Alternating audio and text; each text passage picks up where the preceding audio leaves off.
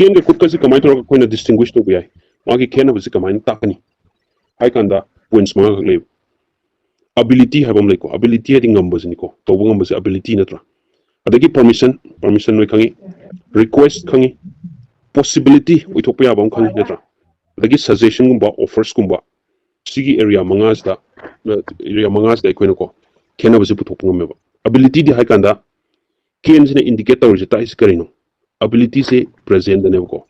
Present the abilities I can tap gun the Ken's in a simple hitarenico. Could not pass ni. Pass for me Ken Giko. Adumana Quena Takpuda. Adumana simple some link of what sees the abilities.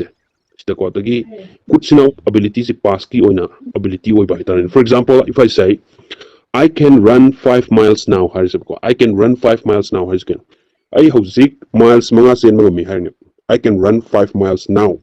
I have 6 miles Mangas I have present possibility of mine high present ability of mine high never. Any numbers netra.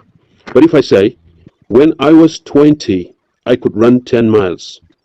I say kun webkanda di ay mile taras in mangami. Howzik ti ay mile mangas in mangami. Hana in say kun webkanda di mile taras in mangamami. Hay si pass netra. Adu kanda kuna ability area da pass ka present gada ken na present could na pass. Smile sin away. Some na length report. I'm so sure it. Pretty na loid kay. Adum sum na lay gada port man si ko present ka pass ka se. Similar. Noise kang si port ko. Atay area da no confusion lak pe wanem ko. Adagi permission gi matang lakan se point number 2 ko. Kienze sina hena casual weba. Informal weba kang idan ko. Adu gumba model verb amor twino. Kutsina ikone hena formal weba official weba. Iko gi wangang buda karyani. More cultured weba ko. Polite weba style. Hena taxi kasi lai style haidare ne. Hena civilized weba style sokhat pa mo haidare ngang buda libak mucha taba. Adu gumba gi kuang se formal weba polite weba si lakan se ikone kutsi sineba. Kian sina icham samna friend gumba high report a for example, can I borrow a pen? Harzebko. Borrow is wife in the ko. Aina nagi pen don't why be aga kan have any man abam that icham samna high ne. Classmate amata in harambe. Can I borrow a pen? Because I forgot to bring it. I haven't brought it, whatever ko. I haven't brought it. Or I forgot it. I me. So can I borrow a pen from you? No one the why be aga icham samna classmate am them casual na informal na high ne. But if I express it to someone who is senior will be an employee amada haitare agi takongba natraga ingona gi rengwang ba miyam tain hagi haitaragati aina ken haibu semakti casual male adana kra formal ba kra polite ba could say senior ke could I see you in my office agi office tanang uno ba gadra could I see you in the office could I see you in the office okay so what ganta ko it's so simple right very simple adagi request point number 3 dako request haibu potse request have a port sida kien sisu umuk sida informal oiba less polite oiba ko less polite oiba informal oiba when a request people kan ko aduna when a kut sisin ragadi sida som ko more formal and more polite or to never request to kan ko can you hold my bag for me ai gi bag sang to pagira can you hold my bag for me ai man bam ta as bag sang to paro can to pagira can you hold my bag for me ai ne sam ko casual informal wena less polite wena very simple, right? If I say, could you please hold my bag for me? Then more polite. Hena taxi kasi lay na hena lay bak usatana. Pazana ay na hairab. Respect mo lay na ko. Ay gi itak tungbam dadi ay can you hold my bag for me hairab? Can you hold my bag for me? Hani itak tungbam dadi hairab. Adu bag si makata hamadi mo tuini. Natra ising lay rakalo. Adu na ay gi senior sita ay na hagi haitar gadi ay na. Could you please hold my bag for me? Hena in harkanam. Could you please hold my bag for me? Kaniko, request kaniko. Matang the possibility. Point number 4, the possibility have possibility have the kano. Utopia, natra. Kena indicator is kano higher possibility. High with utopia with chance. Yam wang waitare. Kensina utopia with chance yam wange. Kutsina yam wangre. Like Kensina 90% later. Kensina kutsina 50% later. Example ko. It can rain. Higher rain. I don't know utopia.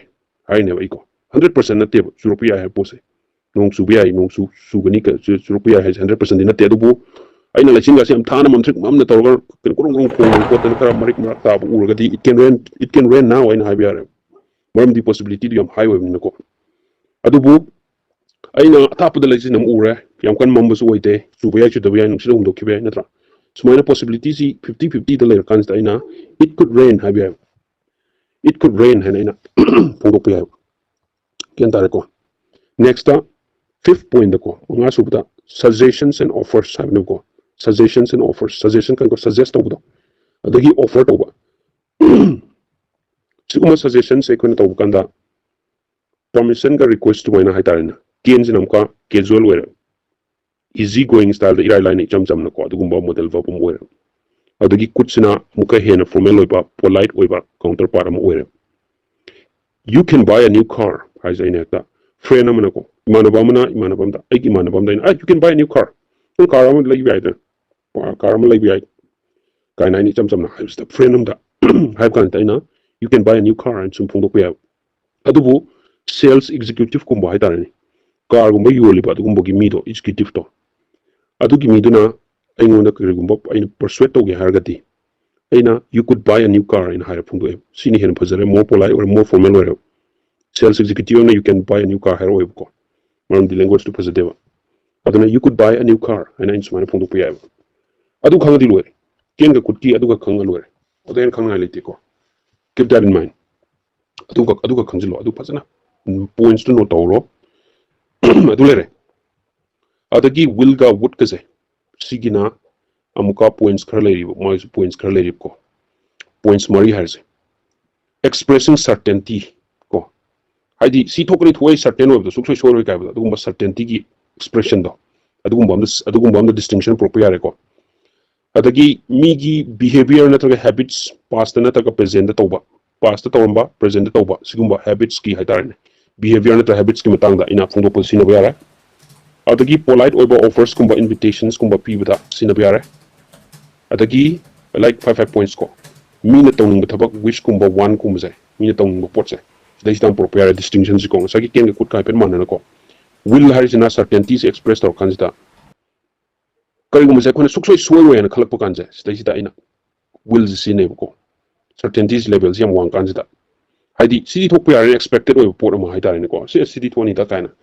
suoi da bugumba pot da musky style da ko and sinare there's somebody coming up the stairs that will be any name ko Dayalaxmi that will be Dayalaxmi harizabina there's someone coming up the stairs da kana num kaklai oh adu di Dayalaxmi oramni that will be Dayalaxmi haidi imung da mi kana amle te thong loli imung manung da talan matun ka kan da stairs da kana num kaklak paisi there is nobody ko ani lere makha Dayalaxmi le horise mi amagi footsteps mai tarara this the sangam du jati kana mura moi Dayalaxmi ni je ai khangduine stage da ina certainty levels jam high kan da ina sinare there's somebody coming up the stairs oh that will be Mary but that will be James oh that will be Dayalaxmi ko sumaina in sinabiare adagi aikona Delhi gumba kai amama metropolitan cities or even in Manipur da su dum laiko cab service yam kanna popular in sinada paiwane cab si the cab will be here by 10 haizawena ko pung tara da cab tu sidala kani adi cab si movement si agi phone da ina loi uba phangine karamba lambi da la ino adagi magi approximate distance magi distance plus how many minutes it can take haibzi loinamak azaki phone is loi taine aduna certainty levels jam high o pung tara da ma yorkani pung tara manungda yorkani aduna it's 9:30 better get ready hazik 9:30 already aduna koi tayari tawba but tayari tawna phagani hairabaina ko the cab will be here by 10 a.m. or 10 p.m. whatever ko it's 9:30 better get ready sumaina sinara adubu would sigumba yamna distinct oiba applications certain these koina sinap kanjita laiteba dugumba ko aduga para top tumna kenana opposite oina ko koina conditional oiba mood laidana ko ekogi wakal da khanba event kumba thodu kumba situation kumba koina imagination tawba bhap ta sagatpa sigumba pots daina would sinare for example he would have lost his job if he were caught harzawena karigumba ma do paramagadi magi thabak tuma mangamadabni haine this is just an imagination wakal da khanba potne chi thoi habana te thomba ya habana natra sigum pots daina would sinare she would end the book tonight if it were up to her magi matuina man pamagadi ko man tawgi khalamagadi like to lotion lamadamni habne adu lotion da ba lotion dra natra she would end the book tonight habne magi matungina ko mana tawge tawragadi adlo simbolo sinda ba du possibility du yam wangde dana ko sidi aigi wakal da ina khanjaba aigi kano do thought to ina phongdok sabne yare ko sisina yare adaki typical behavior lai dana ko mi amna khalliba magi behavior ja sida sida so ina distinction am proper habits kumba hana tawgi khot ki ba hauzik tawba ma lai dana ko sida so ina proper yare will sina hauzik present da tawriba hauzik to current oy pot tawri pot ina sisinare adagi wood past ki habit hai tare past da hana how khrabada thoki ba thodo kis da habit sing da in sina biya re hauzi ai tawam da biya hana dei tawam hina tra siluma pot aina wood sina re hauzi tawri ko pot sina aina will sina re the neighbors will always babysit if we have to go out ai koina mapan thokada ba leiragadi hadi any market whatever ko mapan thokada ba leiragadi ai khoigi kairo lekai mi sing sina neighbors ko ko yum thang nariba mi sing sina ko gi angang si bu lo birong gani haine babysit ko the neighbors will always babysit if we have to go out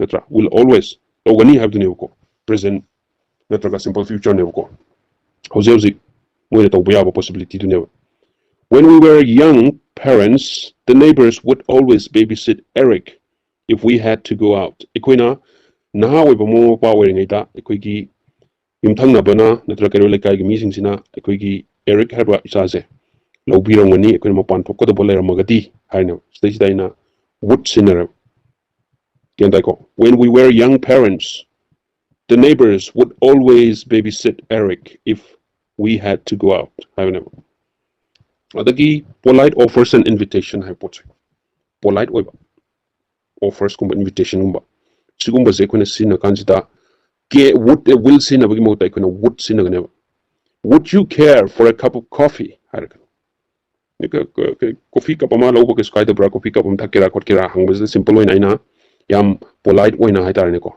aina sinare would you care for a cup of coffee si polite offer ne that a polite invitation ne si pot or would you like to come on a picnic with us ko nang niyama lakira kain habs daina would you like to come on a picnic with us harawena si polite offer and polite invitation ne ko next point da ko fifth point oina fourth point oina ko ina haije mina tawning mo pot laidan ko things people want to do hatar ne ko mina tawning mo pot se si phongdo kanjita aina would se number sinare ba mo ko agi wish in phongdo ning kanda I would like to reserve a table for two mi ani table mi ani pambayana ba table lama I reserve tawningi haibs daina I would like to reserve a table for two I will like to hide ko I would like to she would like to be dropped to the nearest hotel kwaidagi nakpa at the nearest hotel adiko kwaidagi nakpa hotel amda ma thinbiramba pami and she would like to be dropped at the nearest hotel